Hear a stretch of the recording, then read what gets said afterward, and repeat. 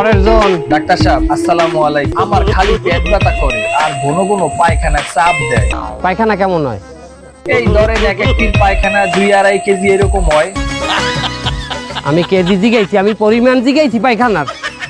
আমি বলছি পায়খানা কেমন হয়, শক্ত না নরম? কি কোন ডাক্তার সাহেব, আমি কি পায়খানা হাত দিয়ে ধরে দেখছি কোনটা নরম বা কোনটা শক্ত? পায়খানার দিকে চাইলেই তো বোঝা যায়। তো দেখা যায় না। আরে মেয়া, আপনার পায়খানা কি পড়িয়ে হেটা আওইয়ে যায়, উদা হয়ে যায়? যে ডাক্তার সাহেব অনেকটা ওই রকমই। বুঝলাম না আপনার কথা। এই ধরেন আমি ওই যে সল্লা গাছের উপরে পায়খানা করি, যখন ভাটা থাকে তখন পানিটাই অনেক নিচে, কিছু দেখা যায় না।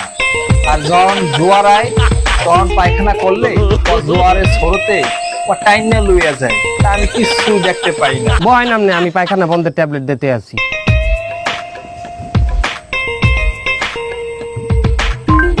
হ্যাঁ গুগল, পায়খানা বন্ধের ট্যাবলেট কি?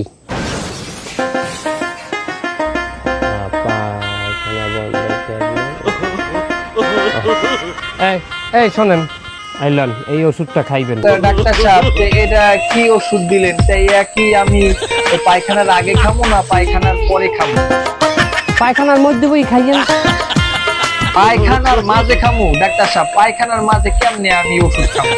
এটা কোনো কথা কইলে? পায়খানার আগে পরে কেউ ওষুধ খায়? ওষুধ খায় খাওয়ার আগে পরে, খাওয়ার আগে খাইবেন। আচ্ছা ঠিক আছে ডাক্তার সাহেব, আসসালামু আলাইকুম। নেক্সট।